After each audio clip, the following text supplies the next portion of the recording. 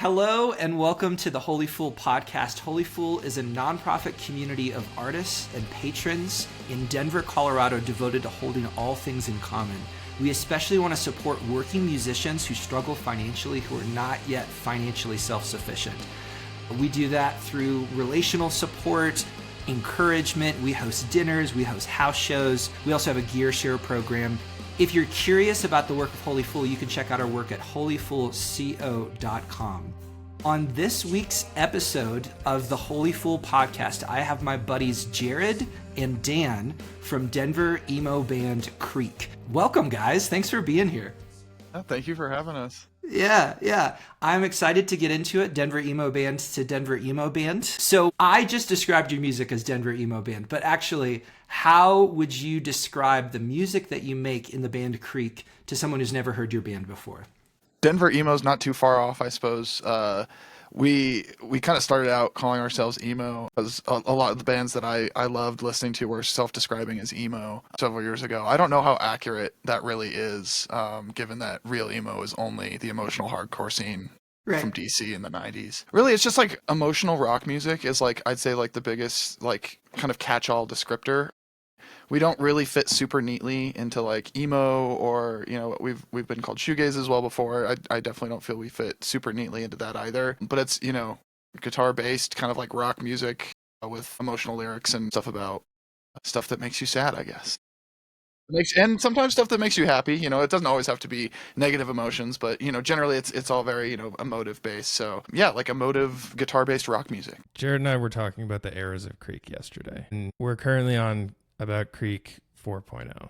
How long have you been a band? I want to say 2015, maybe 2016. Was like, because I started it sort of by myself and sort of with my roommates in college. And we did it like that for a little bit. And that was kind of like the first version. And then the second version happened when I kind of got like a full live band together, because it was really just the three of us screwing around, and I was recording stuff kind of in our garage, and we played a couple of house shows, but it wasn't serious. And then I kind of got a full band together, and that was kind of like the 2.0 version. And we did some touring with that. Set up with some friends of mine pre-COVID, and then that all kind of fell apart, and over COVID that was kind of like the 3.0 version where it was just me again, and I was doing a bunch of stuff by myself, and I did the full length Never Better by myself, and then 4.0, I guess where we are now, is just post-COVID, when I kind of was like, okay, let's put together like the full band and like do the thing again.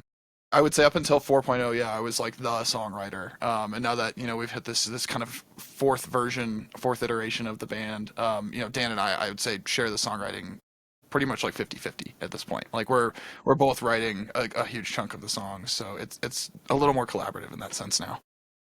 Each era, I think, has had kind of its own sound in addition to its own lineup. Yeah, that too, because we have been like through a lot of genres. Yeah, maybe unsurprising for a band this long running. I think early stuff is a little more ambient, I guess, up through the first three waves in sort of varying flavors. 4 is maybe a little more structured, a little more rock. Well, I know that you guys, this isn't your first rodeo. You've both had bands and projects before in different seasons and sort of eras of your life. Tell me a little bit about your story with music and why you were attracted to songwriting, and maybe like, why would you write songs? I've played guitar, bass, big keys, a bit of drums, sort of whatever the project needs. Played a guitar at One Creek show. You did? Yeah, I saw it. I was there. I'd done it for quite a while, like having the piano. We'd like plink around and do it in a less serious way. Started doing it a little more in a more focused, intentional way, probably around college, mostly because I lived in tiny apartments and didn't have room or time or space to play drums as much as I wanted to, and it was a lot easier to get a guitar out and write something than it was to drive 20 minutes, go to a practice space, set everything up. So it was sort of nice for those kind of quick little breaks here and there. Mm-hmm. And frankly, I focus more on songwriting just because I'm not very good at guitar.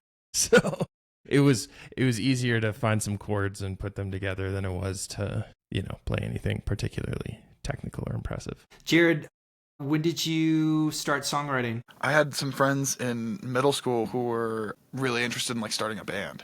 And they were just some friends of mine, and I thought they were really cool. And I like begged my parents to take me to Guitar Center and buy like one of those packs that come with like a little practice amp and the bass and the whole thing. Because they were like, yeah, we need a bass player. And I was like, cool, like I don't even know what that is, but I'm gonna like make that happen if I can. So I made it happen, went up to the Guitar Center, and I learned Animal I've Become by 3 Days Grace. That was the very first song I ever learned, and it was like to like kind of like soft audition for like my friend's band when we were like, 12 years old, 13 years old kind of thing, just going into high school.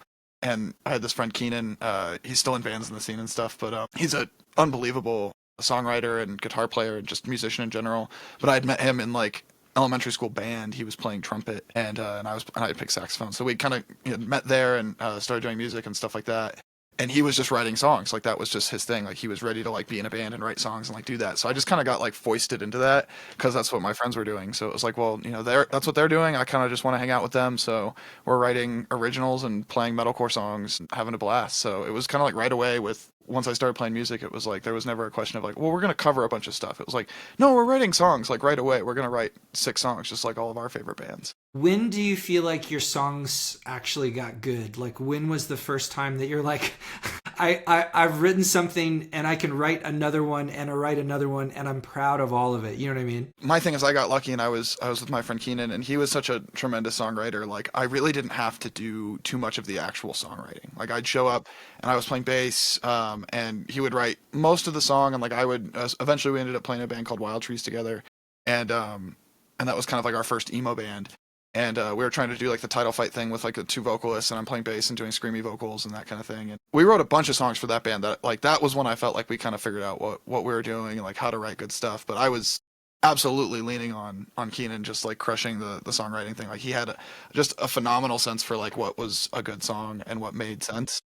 So he was always there to like just kind of like make sure the songs were good. And when we kind of stopped playing music together for a while, and I kind of started Creek right around that time, I had to kind of like learn how to write songs by myself. And I don't feel like I got good at doing that, until like maybe the last couple years, because I don't know, just approaching it as like a bass player, like I can write, a great bass line or whatever. And I can kind of structure something I feel okay about, but I just didn't have the language to communicate even with other musicians to like kind of bring a full concept to life or even know how to do it myself kind of thing. And now I finally feel like, I've got a lot of the skill set needed to, kind of bring an idea from start to finish, at least in its bare bones, so I can bring it to, maybe the band, which is kind of how we do a lot of the writing for this. But yeah, so it took a long time for sure. You've been in bands before and you're in a band now, and you kept trying to do music even through some of the most difficult points in human history, the pandemic, right? And you're playing shows locally, you're booking tours and doing regional dates of like 2 weeks at a time. That's a heck of a lot of work. Where's the drive to be in a band and do the music thing? Where's that come from for you? Why do you want to do that? Gosh, I mean, for me, like, I just can't even imagine what else I'd be doing, I guess. Like, there's nothing really better to be doing. Like, I've had all the best moments of my life have been, at shows that I either was playing or just attending, and like music has always been a huge part of like the awesome stuff that I've got to do. And like, especially like when it comes to doing tours and stuff like that, like it is really hard to beat, getting to see all different parts of the country that I've never seen before. Like this last tour that we just did to the East Coast was to almost everywhere we went was somewhere I'd never been before, period. So it was getting to experience that with like some of the best people I've ever met, the people we had in our band with Creek, and then we went out with a band Ghostlike from Nebraska, and they're such awesome people, and like we had an unbelievable time, and like it's unparalleled. Like I can't think of like a better vacation I could have had. And like it makes all that stress and stuff worth it, and it's just super rewarding. I'd rather do this than sit at home or anything else.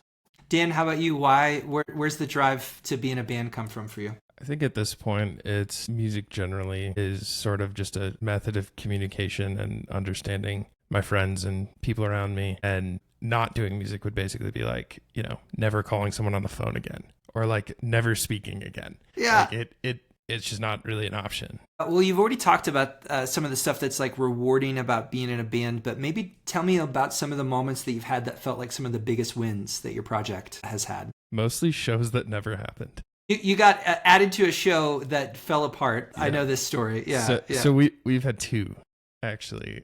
The first one, I think, was one of the early times and this is all sort of outside recognition stuff, which I guess was maybe how I read the question. Internally, I mean, I think putting out the Past Lives EP was like one of the first times I was like, oh, that was cool. Because there were songs written very differently at very different periods of time, and making them into sort of a cohesive record that felt like a new thing was I think the first time I was like, all right, this band could do something.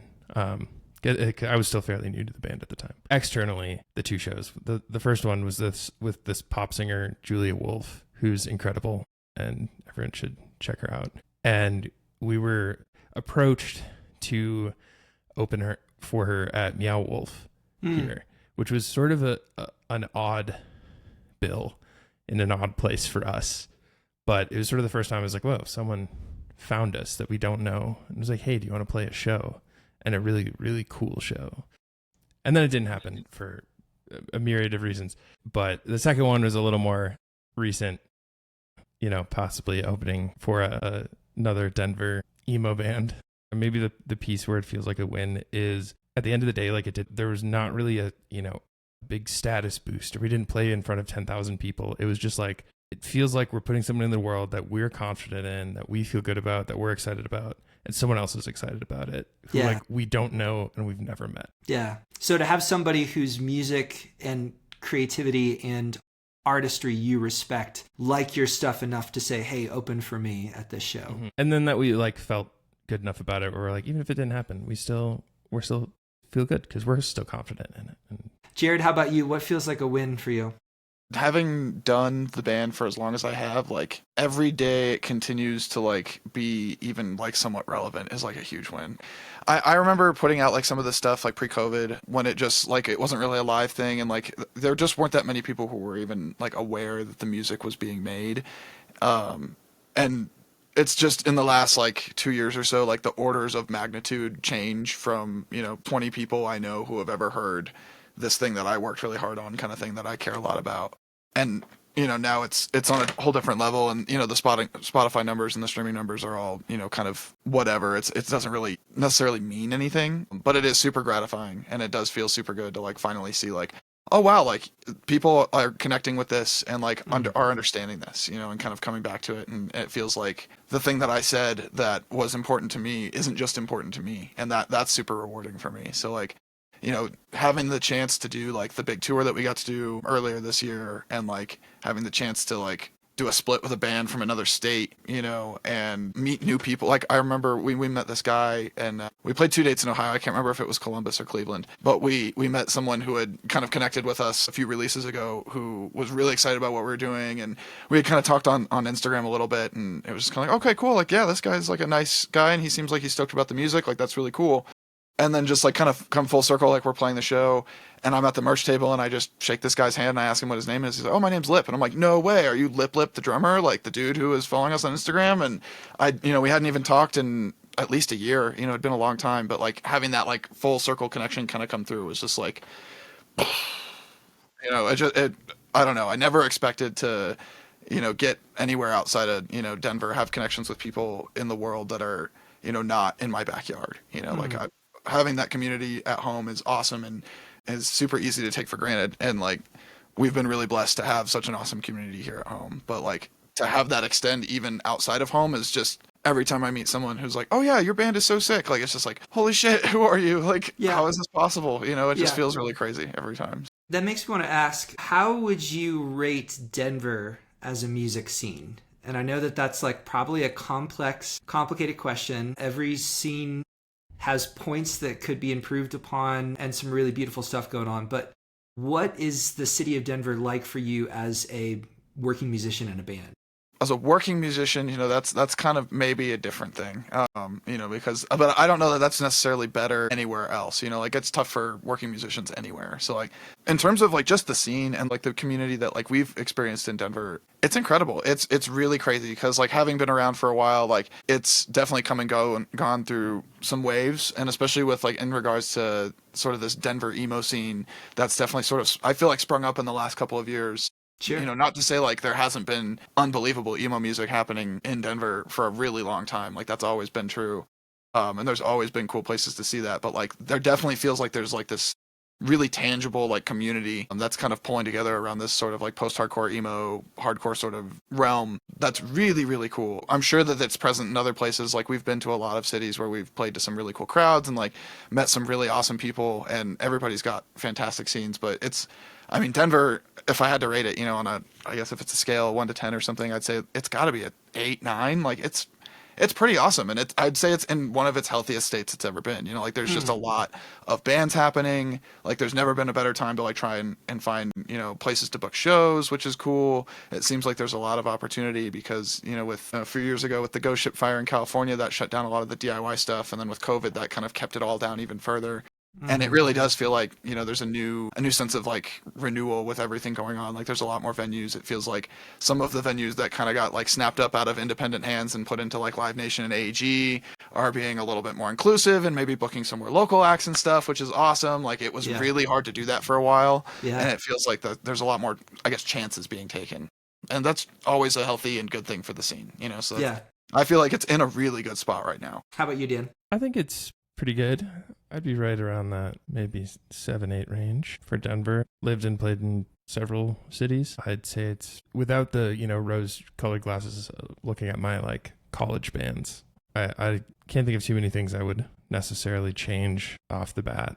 Like there's good variety of music. There's a good number of places to play that are willing to host shows. The bands aren't too, you know, clicky. Like you're not seeing the same bill every week. People are willing to mix it up.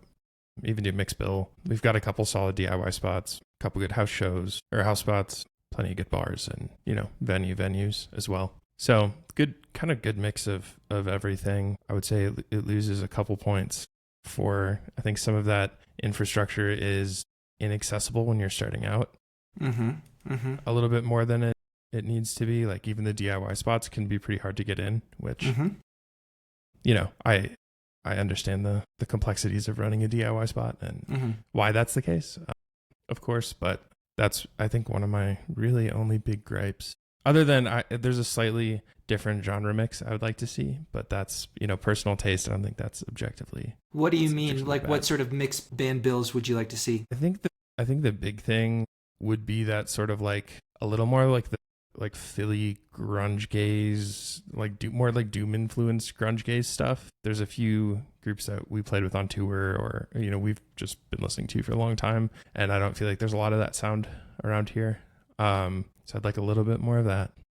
My biggest take, and I've ranted to Jared about this several times, I think musicians need to stop making shows exclusively for musicians. There's so many people that I play with, and I'm guilty of this all the time. I think what would be the coolest show for me as someone who is, you know, neck deep in the Denver music scene, and what do I want to see as a musician and someone who plays in this scene and exists in this scene. And sometimes you have to take yourself out of that and think, I'm someone who doesn't go to shows very often. I don't know what to expect. I'm not going to just show up at like 7th Circle on a random Tuesday and just see who's playing. That's just they're not going to do that. You want a reason to leave your house. Everything's way too expensive these days, you know, more so than ever. People need to think, why would someone who doesn't go to a show a week come to this show? Like if they haven't been to a show in 3 months, which is pretty typical, or a lot of people haven't gone to a show in a year. Yeah. Like I think if we only make shows for other musicians in our scene, which happens, I think, pretty frequently, we can't be surprised when people aren't as interested in coming to shows. So what would your proposed solution be? How could we make bills or book shows or advertise them in a way that would get your coworkers to show up to it? The like narc part of my answer is actually advertise shows. I know a lot of people don't do that. Really, the comparison I make is like, if you follow McDonald's on Instagram, like you're going to get an ad for a Big Mac or a Whopper every once in a while. That's how it goes. Like you're only going to reach a tiny fraction of your people if you make one post or tell 5 people, and then, you know, it's not going to go anywhere. Unfortunately, that's just the nature of the game. And you can't make a viral video every time you have a show. Like it's fun to do those sort of videos, and I've done plenty of them. I mean, I did one for Denver Emo Fest, which was, I think, as goofy as Jared would let me go. I think Lucifer exploded at one point. Lucifer did explode at one point. It was maybe even like a good 15% further than it maybe should have gone, but that's all right, you know. There's an eagle screech, there are explosion sounds. Yeah. But I don't know, people saw it and thought it was interesting and they're like, let's check it out. Which, you know, it's not just to say make kind of a goofy ad with an exploding demon horse. That's not necessarily the way to go, but more like, does the show need 5 bands on it? Does it need to start at 9 p.m.? Does it need to be in a part of town that's hard to get to or inaccessible or not close to a rail or train or bus or whatever? In the way you present the show, is it a fairly opaque flyer that just, you know, doesn't really have much detail about like what kind of show it is, what the bands sound like?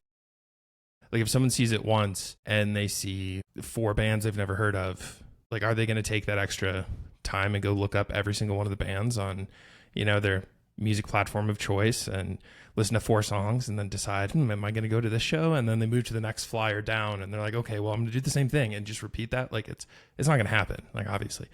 So I think just making it clear, like, what the show is, what people can expect, making it accessible, not making it go, you know, too long-winded, or which the nice thing in sort of this genre is like everyone's playing 20 to 30 minute sets. So shows usually don't go too terribly late, but something to keep in mind. Just making a show that like is like understandable to people and making sure you're doing that little tiny bit of extra effort to like make it clear. I think people are hesitant to spend an entire evening and potentially, you know, a fair amount of their fun money for the week on 4 mystery bands. Making it easy to say yes to go to the show.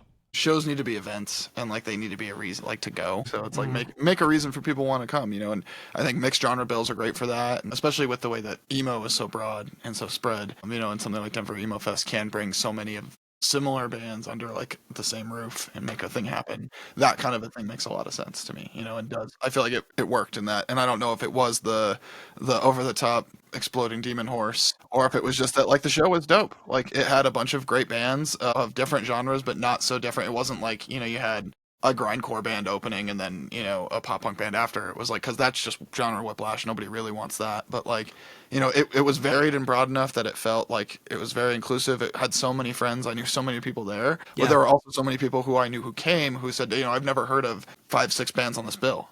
And it's like, how is that possible? I know all these bands. Like, then they're all so sick. But, you know, the genres are broad. And generally, like, the pop punk fans aren't going to find, you know, say a band like Blackberry Crush, where they're leaning more on the shoegaze grunge thing or whatever. And it's like, I'd still describe them kind of under that emo umbrella sort of deal. Like, they're still very much in this world like we are.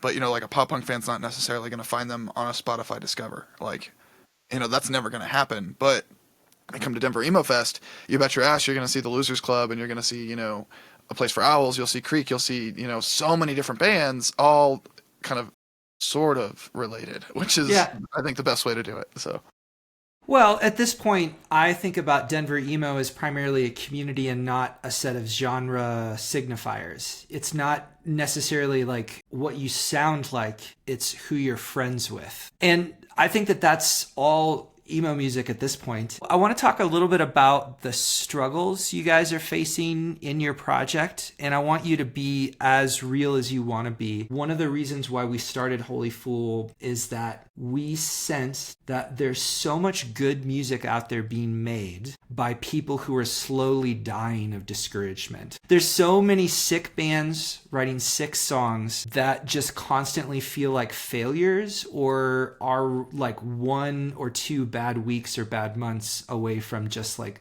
throwing in the towel and just like calling it quits. I just know so many people who like just got too discouraged because they never felt like they were winning any wins. They always felt isolated. They felt like the world was against them. And they also got into this competitive mindset of like, if you got to open for Ben Quad at Marquee, that meant that I didn't get to open for Ben Quad at Marquee, and that means that you're my enemy and I hate you, right? There's this mindset of like it's a zero-sum game, and the other local bands that are within your scene are not primarily your community.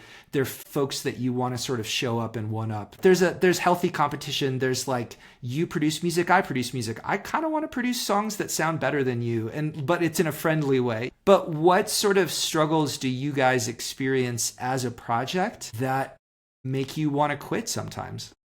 I think the big struggles, especially early on and with a lot of other projects that I've run into, was being a little too focused on like what I'm doing tomorrow and what I'm doing in a month, what I'm doing in 2 months with the band. And like, oh, I need to do a social media post today, and then I need to do another one the day after that. And if I do those, my band will be cool and people will notice me. And like, I have to finish the song right now, and I have to be on every show.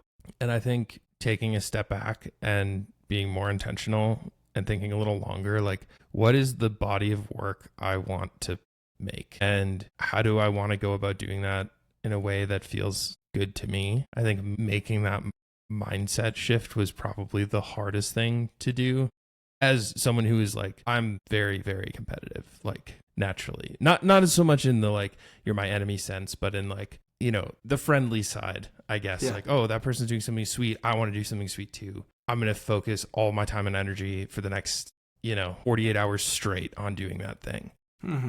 In a way that's maybe not super conducive to doing that sustainably. Or like I'm spinning my wheels, but it's because I just don't know where I want to go or, what I want that end state to look like. These days, it's trying to figure out, like, for me, how do we want to operate as a band right now? I mean, you have the two of us. This is 100% of Creek at the moment.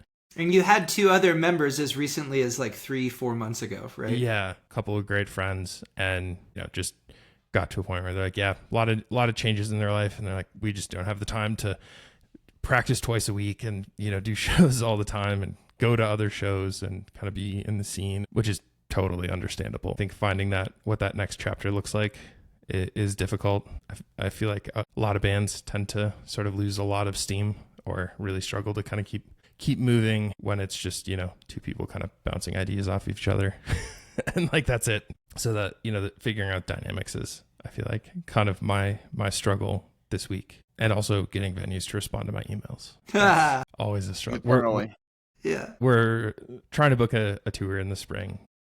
There are not a lot of no's, but there's also not a lot of just responses, period. Yeah. And in terms of struggles, I've got a few that seem to kind of like come back around sort of cyclically, that'll end up kind of gnawing at the project and kind of feel like, well, how much longer do you want to do this for? And part of that is, I guess, like dry spells with creativity, because especially this is kind of new for us, but once I felt like, okay, yeah, like people are enjoying what we're doing, like there's people who are responding to this, people who are enjoying it, and then I started to worry that they have expectations, and worry that like, oh, they're expecting X number of songs in this amount of time, and they're expecting this type of sound, when historically for years, like this project, when I started, it was always a side project for the other bands that I was in, where it was like, okay, well, Creek is always going to be this thing that I can drop my like pure creative outlet into. And, I was playing in a band called Wild Trees at the time, and I wanted to write like slower reverby kind of songs, and that really wasn't like what the band was doing. And so it was just every time I wanted to do that, it felt like I was getting pushed back in the band. So I was like, oh, well, I'll just do this in a different project, so it's not going to be a thing.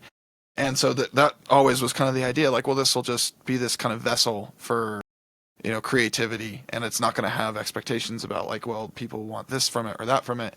And that worked really well when nobody was really, paying that much attention. But then when I felt like we started having, people come to shows and we're playing a lot more, and people saying they like the band, I start thinking, well, how do I make sure that they continue to like the band? And how do I make sure that, that continues to happen? And so that comes around pretty regularly as like this sort of insecurity of like, am I writing good songs, and like, or am I writing enough songs? And, are we putting out stuff that like is still genuine and still feels like it's true to like, an artistic vision and intentional? And you can definitely, it can be really easy to kind of forget like, oh yeah, I'm supposed to have fun and like be expressing myself, and like this is supposed to be enjoyable, so yeah, that it can be really easy to like lose sight of like the band, definitely has got to operate in a sense sort of like a business, and it's got to operate in a sense like if you want to be productive and you want to get things done, like deadlines are good, like it's good to have reasons to do things, but like don't forget to enjoy it.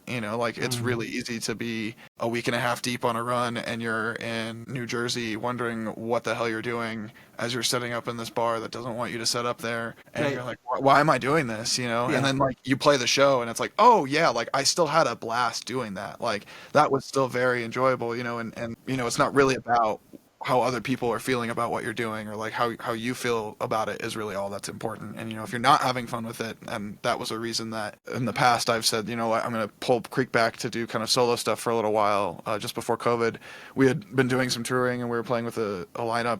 And it just was kind of turning into more like, it felt like just not fun. You know, I'd get on stage and I kind of felt like I was just forcing something to happen that I wasn't super proud of and I wasn't really just happy with. And, you know, kind of bringing that back into like what I did enjoy in the band, which was, you know, writing the songs, recording them, producing that, and like putting out a record was what I really enjoyed at that time. And so I focused on that, and we did that for a little while. And then when I was, you know, itching and ready, wanted to play shows again, like I started exploring that, and Dan joined the band, and we've started, you know, to really make that happen. But, you know, I think with kind of following like what does feel good, like what's rewarding for this band, and like what really feels like the right thing to be doing is usually kind of like my compass for like how I'm going to guide whatever happens in the band, you know, because when it doesn't feel good, I can tell kind of pretty quickly. And it, you know, it doesn't make you want to come back to work. You know, it doesn't make you want to come back and sit down and like write songs if it's like pulling teeth to get it done, you know. And so it's like, as long as it still feels rewarding, and, you know, I still get to say the things I want to say, and we still get to like write music that's, you know, enjoyable and fun for us to do, like, you know, there's no reason to quit.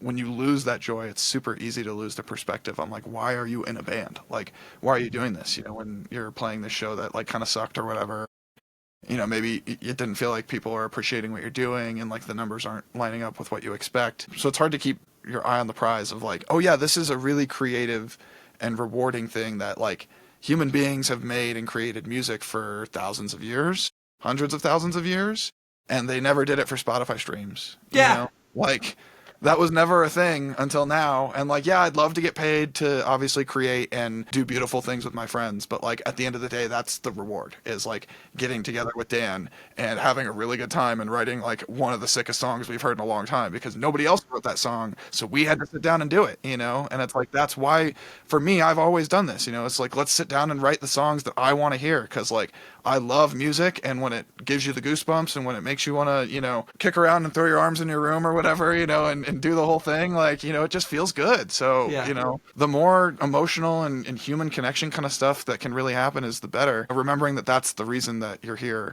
I think one thing that I ran into on our last tour, many bands who've done tours, you know, sometimes you just have to like rebook basically entire shows mid-tour. Yeah. For stuff falling through.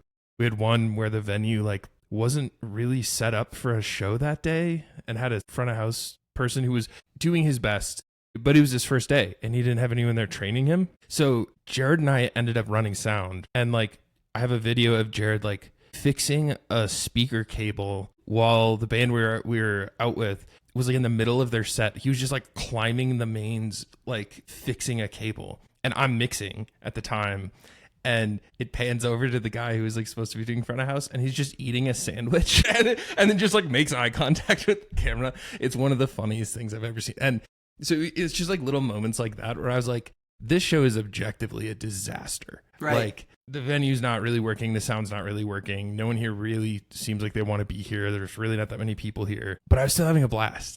And it's like, sometimes you just need to see like, okay, with everything else stripped away, like, it was still a great awesome. time, though. It was still a great time. Like, it's one of my fondest favorites memories. still. Yeah. So those little reminders of like everything else stripped away, are you still having fun? And I think being willing to admit when something is not fun, and then examining like, is this not fun because I'm making it not fun? Yes. Like, am I putting too much pressure on myself? As you guys are talking, I know that fun and enjoyment is something that happens to you, but it's also, and this is such a subtle thing, I think fun and enjoyment is also something that you create. It's an act of will as much as it's an act of circumstance, right? And I think that there's a skill set that a person, just human beings in general, have to build up to be able to have lightness and joy and gratitude and fulfillment and almost awe about the whole world that exists around them. Two people could go through the same set of circumstances, and one would be like having the worst time ever, and the other would be having the best time ever. And that's kind of a skill issue. You know what I mean? It's hard for me with music because there's one part of me that goes like, if our metric is having fun, there are so many times that it feels like such a grind. And in the moment, I hate this. And there's been like 3 or 4 times where like I've 100% want to quit. That was the worst experience in my life I've ever had playing music. But like, so you get those moments, but then for me, I'm like, what's the arc of your whole life? And can I grow in my skill set of fun, gratitude, awe, just like being jazzed and almost being the fun maker instead of like the person who's just like, please sir, can I have some fun? And you're waiting for the universe to bring you fun things. Do you know what I mean? I don't know if you guys have any thoughts or if that resonated at all. There is a certain sense of like, you do need to manifest like a certain sense of positivity as you're doing this, because like it can be a very demoralizing process. So like, and a very, emotional process too, like, especially when you're writing original songs and you're bringing something that's it's very vulnerable regardless of the song content, like you're going to be bringing something that, built and created and that you're going to have a lot of importance for. And it's hard to get up in front of people and do that, and present that to these people and hope that they don't, laugh at you or, whatever it might be, like it could go so poorly, and it never does, like everybody worries and it never goes that way. But, like you just got to really believe that like, you're doing this for a good reason. And like, when you look at like the arc of the whole thing, like when I think of all the best times in my life, it's usually at a show or like experiencing music with someone else, and like having these really wonderful moments, usually in relation to art, is what has defined my life and all the really positive moments. If you look back on it, sure, there's some stinkers, there's some bad shows that weren't fun, or I left and, sat on the back dock and wanted to just never do it again. Yeah. It's certainly happened, but like for every time that's happened, there's another 50 times I went to someone else's show or I played a show that was unbelievable and, truly unforgettable. Just the handful of outliers that just kind of poison the basket. You can't let them do it.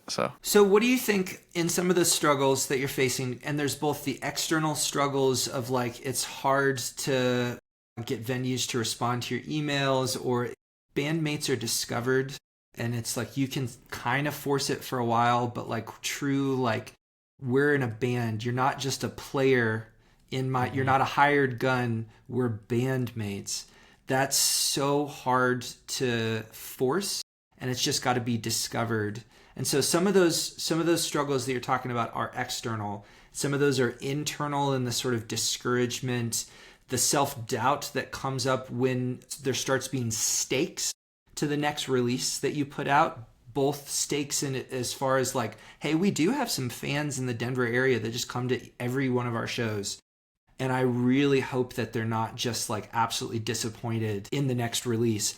And because we are strategic about our work, we are playing the game, feeding the machine a little bit. There is a sense of like, I do want my next release to, as much as it's within my control, at least be good enough to eke up into the next threshold of success, whatever that means. Whether that's some of the online digital success, whether that's the Spotify monthly situation, or it's like I want to get a write-up in this cool music website or that cool blog, or like maybe we'll get a Pitchfork review on the next thing. Like there's just all this sort of external stuff that is, you got to really manage well in your mind and in your heart, right? So one of the reasons why we started Holy Fool was we wanted to be a community with each other that we're able to speak encouragement and give each other good advice, and if somebody's hacked the algorithm or figured out a thing, like we want to be open-handed with all those best practices and good advice. So the question is, how could a community of other bands and musicians and a community of really invested fans who take on that patron mindset, how could a community of artists and patrons help support you in some of those struggles? For the internal struggles, those are always kind of the ones that I tend to experience the most. Remembering that like there are folks out there who are like going to connect and understand like that you're feeling a certain way, and like, knowing that you're in a community of people, like-minded people who are going to support and be willing to approach problems creatively and that sort of thing with you is always obviously a huge source of comfort for that kind of thing. Like you do need to manifest this sort of like communication, because if you sort of isolate and refuse to be open-handed with your ideas and like the things that you're struggling with, and for me it's usually, you know, kind of like this creative block that kind of comes into place. Like, and if there isn't this room to be open with that and share that sort of stuff, it can feel really isolating. It can feel really, really scary to work through that. And having a sort of community that you can lean on, and having sort of a community like Holy Fool, and that you can reach out to your peers in the community who I love so many of these people's bands. You know, like I would be thrilled to be able to send this music that I'm working on that I maybe feel a little insecure about to people whose opinions really do matter, at least to me. And that kind of community is super valuable. Dan and I talked about this yesterday. We had a big Spotify number this last week where we hit 100,000 streams on the first song ever that we've ever done that for. And it was a song that was kind of like a throwaway song in between albums that we were doing. Right. And like, I kind of wrote it by myself and I wasn't confident in it. And I was like super scared to show it to anyone. And I was totally prepared to like put it out and like no one hears it. And it's just one of those songs. And it's happened to be, you know, the most popular song on streaming, which is just crazy. If I would have been a little less cagey and a little more confident with it and a little bit more willing to be open with it, like, could that song have been even better? You know, like, could it have reached another level? Could it have even gone another 15% further if I had just been a little less protective of it? Because I wasn't super confident in it. And I was doing some stuff that I didn't feel was, you know, necessarily what people were expecting. And it felt like, you know, we're writing this new song, it's not even going to get played live because no one's going to like it. And what's the point?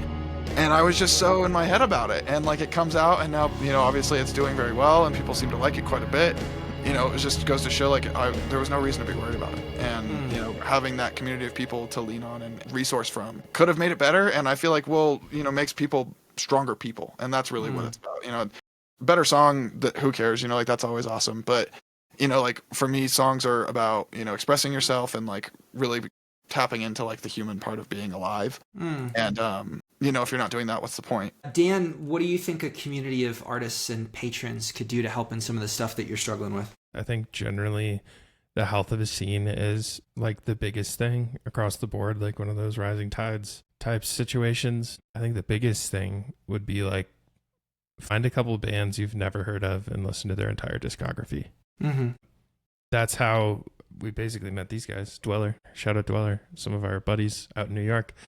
That was part of why we went to the East Coast, was to go meet this band that I just like found on the internet and was like, these guys are cool. And then I just listened to their whole record several times in a row. And I was like, sick, cool.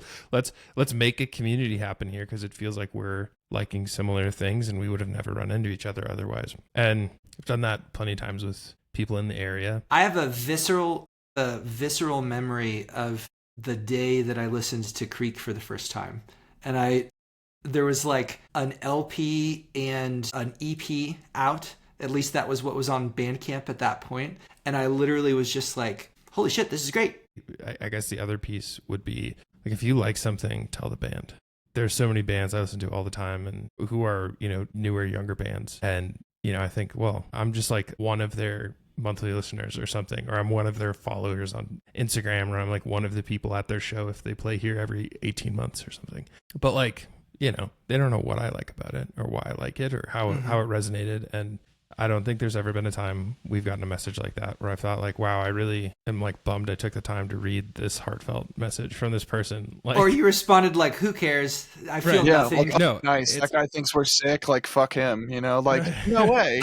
The most feedback you can give to like these artists who are, you know, effectively like changing your life routinely. Like that happens all the time with bands that I absolutely love. So it's like, if an artist is making an impact on you, especially if it's a smaller artist, like, yeah, tell them what is so amazing about what they're doing, because they want to know that. It's encouraging in the same way that like you can find that like it's really hard to keep going when it feels like nobody gives a shit about what you're doing. So, you know, if you can be that person that gets to reach out and say like, this, you know, little record that I've been listening to nonstop is, you know, changing my life. Like, thank you for making it. Like that kind of a message makes our whole month, our whole year. Shit. You know, like I haven't stopped thinking about those kinds of messages. Like, it's the best. If one person took the time to share that it meant that song means a lot or that album means a lot, there's probably 10 to 20 people who had just as much of a profound experience with your music, but just didn't reach out. It sometimes feels, in our culture, we sometimes feel too awkward to say it straight and say what we actually really mean. We like kind of want to be like, we want to be ironic and funny, or we want to like be a little bit more guarded and feel cool. It feels cooler. Cool guy. Yeah, it feels cooler to be cynical and distant, right? And so to actually say, man, this song made me cry and it meant a lot to me, feels way more vulnerable than I think a lot of us in our cultural moment like have the resources to even open up about, right?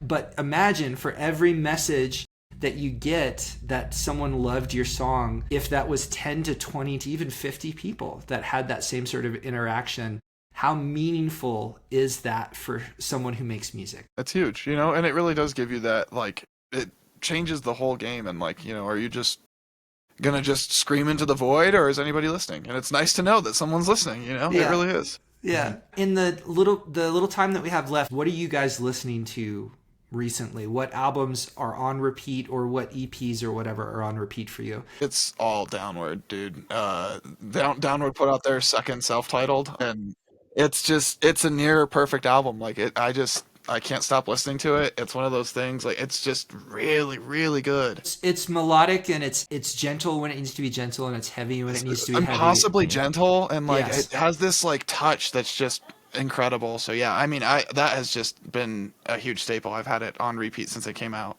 100%. And that was another Corey from Gleamer was the producer on that one. Yes, I think they recorded elsewhere, but he did like the mix and stuff. And yeah, I mean, it's an unbelievable sounding record. Like it's top tier. Yeah. I saw them open for Thrice. How was that? I didn't get to go. So good. And I always feel good about infecting the people around me with like, hey, this is a good band, you should listen to them. And you can do that directly, or you can just do that through your vibe of like you're really singing along. Definitely. And interesting. And then all of a sudden, people who maybe were like, it's the opener, I'm looking at my phone, I'm kind of checked out or whatever. Yeah. All of a sudden you see them bobbing, and you see them like, I just love. Oh yeah, and you get to like infect the whole area with it a little bit. No, I love that. Yeah. I love that Downward record too. It's probably in my top 5 for this year. Unbelievable. Yeah. How about you, Dan? What are you listening to? The album Whisperin' Wayne from Shed from the Body that was very good. Yeah. I don't know this. What's this band? It's I forget where they're from. They're from Europe. And so that Dan's comment from earlier where he said, I wish that there were more bands in Denver that were like a little like gazy doomy kind of thing. Like this is that thing. This is that stuff. Yeah. This is the vibe. Everything from the band Crippling Alcoholism. They're very cool. Kind of like gothy, sort of industrial sort of stuff. It's cool. Yeah, that's a hell of a band name too. That's amazing. It is it's sick. It is a hell of a band name. Della XOZ's new EP is sweet. Very He's out there. Death Lust Cuts from Chastity is a 2019 EP, which is just B-sides from the album Death Lust. But that EP has been on repeat since it came out in 2019. What would you guys like to promote right now? I think this episode's going to be our Christmas week episode. So shout out to Muppet Christmas Carol, the best movie of all time. Big shout out Muppet Christmas Carol. Big shout out Muppet Christmas Carol. So listen to this podcast, and then immediately go watch Muppet Christmas Carol. Weep your way through that whole film, and it's like you will have died and been reborn a better person as a result of watching. It's transcendental. It is. It's kind of, yeah. So what would you like to promote? It's funny, we're in this transitionary period because it's just Dan and I, and we're sort of figuring out like, well, we need folks in this band before we just like book shows with the band, and we're hoping to be putting out some new music this next year. Let's just say new music in February. We have new music coming out in February. We're very excited about that. I think for now it'll probably start with a single. It's looking like we'll probably have an EP coming out in the spring or early summer kind of thing, somewhere around there. But yeah, so we'll have the first single for that will probably be out around in February. I'm looking forward to playing shows again with you and your band soon as you recruit other members or train the robot to play those parts. Yes. Well, I'm going to sign us off. You have been listening to the Holy Fool podcast. Holy Fool is a community of artists and patrons devoted to keeping all things in common. We are based in Denver, Colorado. We especially want to support working musicians who struggle financially and young and emerging bands who struggle with all of the external and internal discouragements that are part and parcel with making music in the Spotify age. This week's guest has been Dan and Jared from Denver emo band Creek. Thank you, boys, for being with us. Thanks for having us. Yeah, thanks so much for having us. Totally. Well, I love you both. I will see you soon. Bye. Love you, King. Bye.